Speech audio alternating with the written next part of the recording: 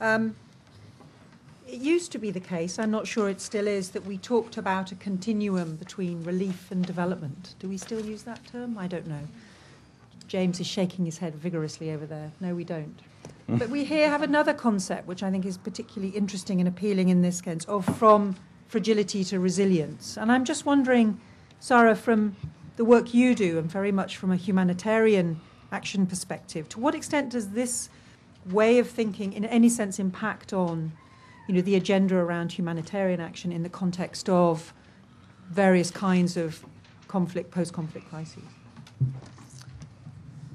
Thanks, Alison. I mean, that really sort of hits what I was going to talk about, building on James's last slide, which is focused on the policy implication of this concept, and, you know, building on the experience that I have from context largely, you know, in situation of conflict or post-conflict.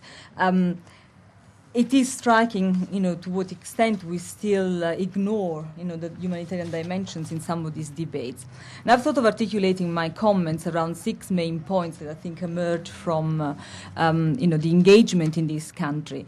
The first is around the terminology we use. You know, calling this context fragile states doesn't really allow us to have a, you know, constructive engagement with the actors that actually operate in this context. There is a pejorative connotation in the term, and that doesn't help, you know, build a debate that is particularly conducive to a reform process with these actors. So I'm hoping that, you know, through this series that we're launching at ODI today, we can think about how, you know, the terminology needs to be adapted to be something that we can use to develop a, you know, a framework of engagement with the countries that experience the challenges that James has described. My second point is around the principles that have to characterize our action in this context. And I've been looking at, you know, the sort of frameworks that we have at the moment that guide the action in this context, you know, starting with the OECD principles for good international engagement in fragile states, or, you know, the EU communication. Both of them are very heavily focused on development principles. You know, the EU document in particular is very much focused on the EU development consensus, but there is no mention, no reference whatsoever to the humanitarian consensus. And yet, in many of these contexts, it's fundamental, you know, to still make sure the humanitarian principles are upheld. The EU has a humanitarian consensus that has helped translate principles of good humanitarian donorship into, you know, an actionable framework. Yet there is no reference to this framework in any of the documents that talk about fragile states. And it is important to make sure that these principles inform our action, both because, you know, we need to make sure that in some of these contexts, humanitarian space is protected because it's vital, but also because it will help ensure that humanitarian needs don't go unmet. Looking at the experience of Southern Sudan, I cannot accept that since 2005, since the signing of the Comprehensive Peace Agreement, we have seen a progressive and very rapid shift towards, you know, support to the state, to a state that actually was not there, to a state that is largely formed by former, you know, rebels that have been in the bush for 21 years and had no prior experience of government. And we have immediately, through the Multi-Donor Trust Fund and other, you know, aid instruments, put all the eggs in one basket, if you want, and taken away capacity from other service providers that were supposed to focus on ensuring that there was no service gap. Well, the result 4 years down the line is that we have higher levels of vulnerability, higher gun rates in different parts of Southern Sudan than we had during the war. This is not acceptable, and, you know, really requires a rethinking of the principles that drive our action in this context.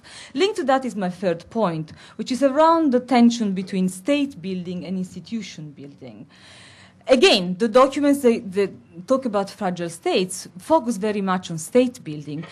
And it is very important to ensure that, you know, particularly after the signing of a peace agreement, we focus on, you know, building the civil service, the army, the police force.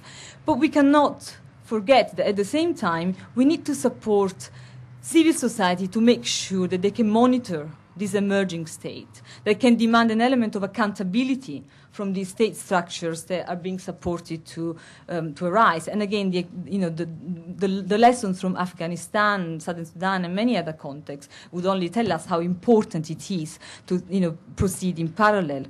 Also, in many of these contexts, particularly during a conflict, it would be these more informal institutions that would have guaranteed some vital services. And moving away, as I was saying, rapidly from these actors to state actors creates a service gap that actually undermines the legitimacy of the state that international support is trying to build up. Because as the service gap increases, the state will lose more and more legitimacy vis-a-vis its citizens. So there is a dual function in making sure that this happens.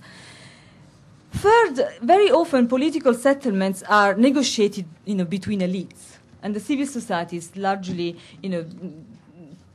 away from this context, from these discussions. So supporting an engagement between the state and and civil society allows strengthening the relation between state and society that provides the state more legitimacy. My fourth point is linked to the different aid modalities that we use in this context. Alison, you were saying about the continuum. Even though at HPG in particular we have talked a lot about the lack of a linearity between humanitarian aid and development aid, actually in these countries we continue to see this binary mode of engagement and this assumption that if there is a conflict, you're using humanitarian instruments, and as soon as there is a post-conflict situation, or at least a virtual post-conflict, because in many of these in this context, you can't differentiate between a conflict and a post-conflict situation very often. It's not a linear transition, but we do apply, and some policy instruments, like the LLRRD in the EU, again, linking relief, rehabilitation, and development, portray a linearity that does not exist. And what we are increasingly stressing at HPG is how important it is to consider this context as a shared space, where both instruments are needed at the same time, where there has to be a complementarity of instruments that ensures that humanitarian needs don't go unmet, while at the same time you're focusing in supporting the state to emerge and take on its functions. But what do you need to make sure that this happens? And that's my fifth point. You need the right people in these countries. You need the right capacity. We continue to focus on building the capacity of national actors, but I would maintain that we need to first build the capacity of the international actors. Very often, the people we send to serve in this context are not experienced enough and don't have the adequate level of competence that is required to deal with such challenging and complex situations. I've seen too many times people with the inadequate expertise and the wrong attitude, being very arrogant vis-a-vis national actors.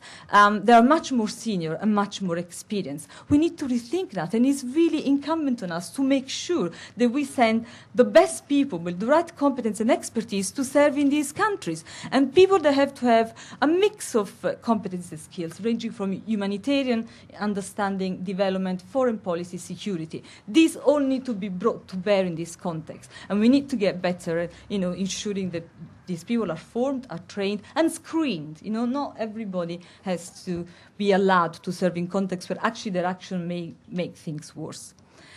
My last point is about the importance of ensuring that the action is really guided by in-depth analysis, particularly in-depth political analysis. James, you were saying, we shouldn't do all the things at once, and I completely agree. But we can only understand which things need to be prioritized. We can only understand which areas need support, which actors need support, if we have a refined analysis of the context.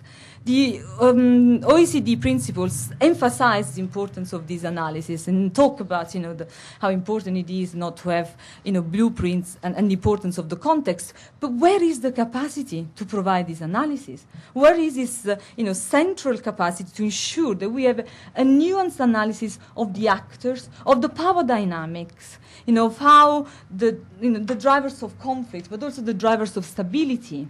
And more important, I would say, an understanding of who are the allies in these reform processes, who are the national champions. And I say that because I think as international actors, we also need to have a bit of humility about thinking how much we can actually do. And very often we assume too much, about what we can actually do in these countries.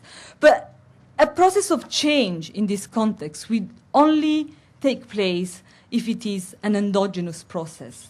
And we need to recognize that we can perhaps help stimulate this process, but we cannot engineer it. So it is essential that we identify these champions, these allies that will drive the reform process in country. And I'll stop here. Thank you very much.